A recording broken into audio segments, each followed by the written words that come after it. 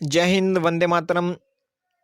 जो भी विद्यार्थी हैं बीएससी फाइनल ईयर के, यानी कि बीएससी थर्ड ईयर के, और फिजिक्स की तैयारी कर रहे हैं, फिजिक्स फर्स्ट पेपर है जो बीएससी थर्ड ईयर वालों का, रिलेटिविटी एंड स्टैटिस्टिकल फिजिक्स।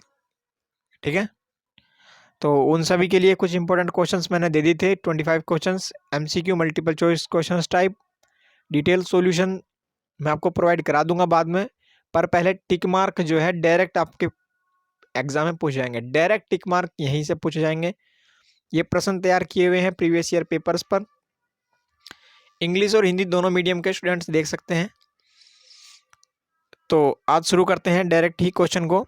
ये टिक मार्क आप यदि आप ये याद कर लेते हैं पहले तो आप पास हो जाएंगे, 100% पास हो जाएंगे। तो सबसे पहले टिक मार्क को कवर कर लेते हैं, उसके बाद डिटेल सॉल्यूशन इन सभी का देख लेंगे।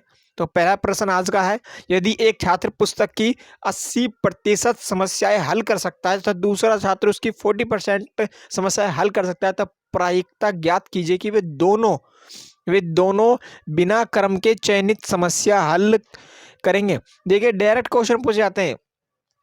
अब देख लीजिए, इफ ए स्टूडेंट्स, इंग्लिश वाले देखते चले, इंग्लिश में भी, if a student can solve 80% problems of A given books and another student can solve 40% of them, find the probability that both them will solve the problem selected of at random. तो आपको बताना है कि eight जो है preposition है, English भी साथ के साथ आप समझते चले। फाइंड माने खोजना या पाना, प्रोबेबिलिटी यानी प्रायिकता की बात कर रहा है। तो अब इसका जो सही आंसर है वो आपका हो जाएगा 0.32। यदि आपको सॉल्यूशन कराएं तो काफ़ी ज़्यादा टाइम लग जाएगा, और अभी पास होने के लिए मैं करा रहा हूँ ताकि आप पासिंग से भी आप अच्छे मार्क्स ला सकते हैं। सबसे पहले तो ये डर क्लियर कर लीजिए क्योंकि समय कम है। इतना याद करने के बाद फिर डिटेल सॉल्यूशन देख लेंगे।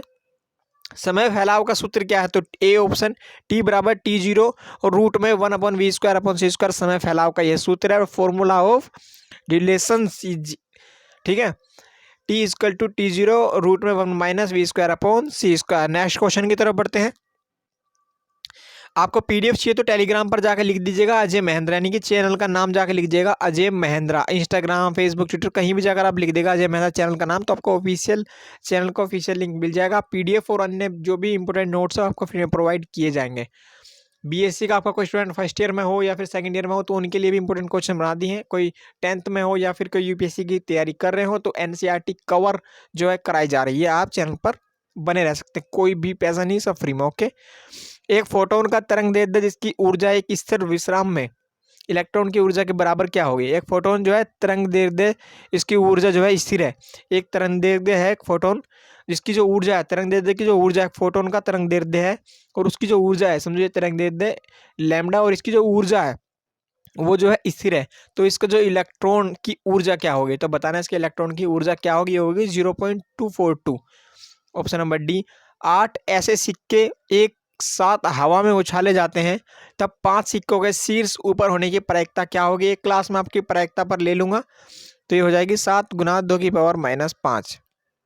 एग्जाम में आपका ऐसा भी लिखा आ सकता है, ठीक है, 1/2⁵, ठीक है। इसमें घबराना नहीं है, अगर पावर ऊपर जाती है तो माइनस की हो जाती है, ठीक है, ध्यान रखना इस बात का।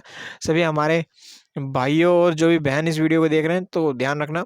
आप पहले मल्टीपल चॉइस क्वेश्चन डायरेक्ट याद कर लीजिए जैसा मैं कह रहा हूं आपको, उसके बाद डिटेल सॉल्यूशन भी प्रोवाइड किया जाएगा। ओके, फिजिक्स में डिटेल सॉल्यूशन भी फिर आपका प्रोवाइड किया जाएगा। फिजिक्स में जो है आपका एन टाइप और पी टाइप का जो डिटेल सॉल्यूशन मैं प्रोवाइड करा दूं, जिसमें ये बताया जाएगा कि ये मान लीजिए नाभिक में जो प्रोटॉन और न्यूट्रॉन जो है वो बंधे रहते हैं, जबकि प्रोटॉन पे पॉजिटिव है, और मान लीजिए प्लस प्लस चार्ज है, जबकि एक दूसरे को प्रतिकर्षित करने के बजाय प्रोटॉन जो है ये नाभिक में बंधा रहता है। किसके? नाभिक के बल से। नाभिक के बल से प्रोटॉन न्यूट्रॉन में चेंज हो जाता है और न्यूट्रॉन प्रोटॉन में चेंज हो जाता है। यह एक रूल है, एक लॉ है, वो मैं आपको बता दूंगा। ये डिटेल सॉल्यूशन आपको एन टाइप और पी टाइप वाला जो चैप्टर है फिजिक्स में, सेकंड फिजिक्स में, उसमें मैं आपको सारे डाउट जो है क्लियर करा दूंगा। 6 में फेज स्पेस कहलाता है। 6 में फेज स्पेस क्या कहलाता है? ये कहलाता है आपका म्यू स्पेस। अगला क्वेश्चन, इंग्लिश वाले इंग्लिश भी देखते चलें, ये लीजिए। ओके, इंग्लिश के भी क्वेश्चन का डाउट आपका क्लियर रहे। अगला क्वेश्चन है, भौतिकी के सभी आधारभूत नियम निम्न फ्रेम में समान रहते हैं। वो कौन सा फ्रेम है? वो है आपका जड़त्वीय फ्रेम।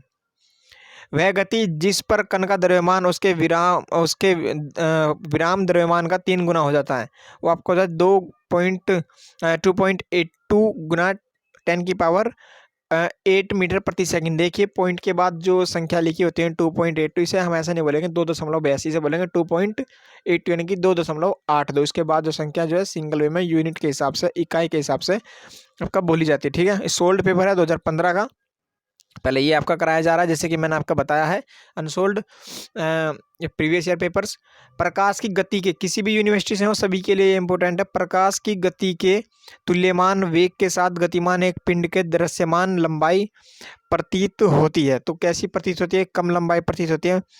अब है माइकलसन मोरले प्रयोग निम्न में से किस पर आधारित है? ये आपका व्यक्तिकरण पर आधारित है, ये मोस्ट इंपोर्टेंट लगा लीजिए। विराम अवस्था में प्रेक्षक को, देखिए जो मोस्ट इंपोर्टेंट क्या होता है, मोस्ट इंपोर्टेंट कुछ नहीं होता, बस ये कि जो सिलेबस को कवर कर ले वो मोस्ट इंपोर्टेंट है। तो ये क्वेश्चन इसी प्रकार से तैयार किए गए हैं जिसमें सारा का सारा सिलेबस आपका कवर हो जाए। तो विराम अवस्था में प्रेक्षक को v जो है लगभग बराबर है c के प्रकाश के वेग के गति पर। अगर गतिमान घड़ी में समय कैसा प्रतीत होता है? तो समय जो है आपका सुस्त प्रतीत होता है। गैलीलियन रूपांतरण से संबंधित क्या है? तो गैलीलियन रूपांतरण से संबंधित है ए, 2 जड़त्वीय निर्देश तंत्रों फ्रेम्स।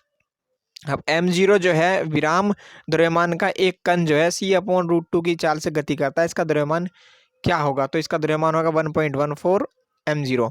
उस म्यू मैसॉन की चाल क्या होगी जिसका उचित अर्ध आयुकाल 2.5 गुना 10⁻⁸ सेकंड, प्रेक्षित अर्ध आयुकाल 2.5 10⁻⁷ सेकंड। तो इसका सही आंसर हो जाएगा 0.995 c। अब बिल्कुल भी टेंशन ना लें, इनका डिटेल सॉल्यूशन आप करेंगे बहुत समय लग जाएगा। ठीक है, बहुत ही क्लासें करनी पड़ेगी, अब पेपर का इतना भी टाइम नहीं है। आप इन्हें डायरेक्ट आप याद कर लीजिए, पेपर में डायरेक्ट क्वेश्चन आपको मिलेंगे, मैंने जब कही है। ठीक है, ऐसा नहीं है कि मैंने कही तो मेरे एग्जाम में जो पेपर है मेरे अकॉर्डिंग बनेगा, पर ये प्रीवियस ईयर पर उनके आधार पर जो है तैयार किया गया है। वैसे भी अगर आप नहीं भी करेंगे तो क्या कर लेंगे, ऐसा आप अगर आप सोचें कि मैं कह रहा हूँ कि यही आ जाएगा, यही कर लीजिए, इतना कर लीजिए, आप सोचें कि ऐसा क्यों कर लें, अब ना भी करेंगे तो क्या होगा? तब भी तो एग्जाम में तो फिर तो चांस है ही नहीं ना। या तो आपकी तैयारी बिल्कुल परफेक्ट हो, ये भी ना करेंगे तो वो भी चांस चला जाएगा पास होने का। तो इन्हें करने के बाद आपका चांस रहता है ना, चांस क्या, आप पास हो जाएंगे, अच्छे मार्क्स ला सकते हैं। पॉजिटिव सोचें, इतना कर लें, इनके बाद आप डिटेल सॉल्यूशन में भी आ जाइएगा। इन्हें करने से आपका डाउट और डर खत्म होगा, जो कि एक स्ट्रेस होता है कि यार इनकी वजह से फिजिक्स तैयार नहीं हुआ, केमिस्ट्री नहीं हुआ, मैथ या बायो नहीं हुआ, जूलॉजी बॉटनी जो भी, इनकी वजह से आपका अदर सब्जेक्ट भी क्लियर नहीं हो पाता है। तो ये आप कर लेंगे तो इनका डाउट क्लियर होता रहेगा।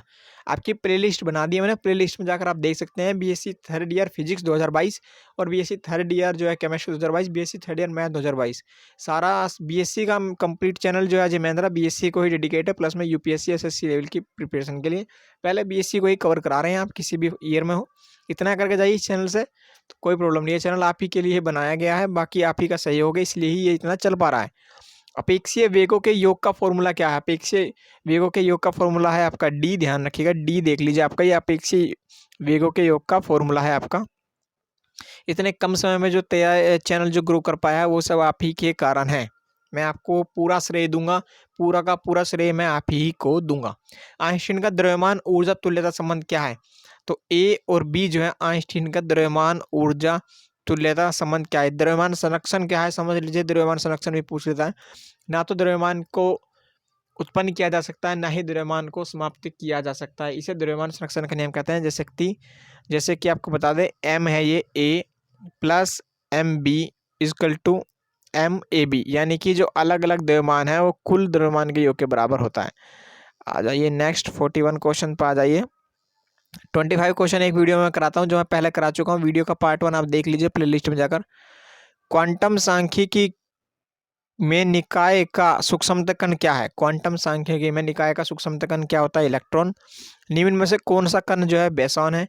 तो आपका अल्फा कण बेसॉन होता है। बीई सांख्यिक या एफडी सांख्यिक के वितरण में एमबी सांख्यिक के वितरण समान होते हैं। तो ये आपको बताना है। एनआई ग्रेटर, एनआई जो है लेस देन है जीआई के, यानी कि जीआई बड़ा है।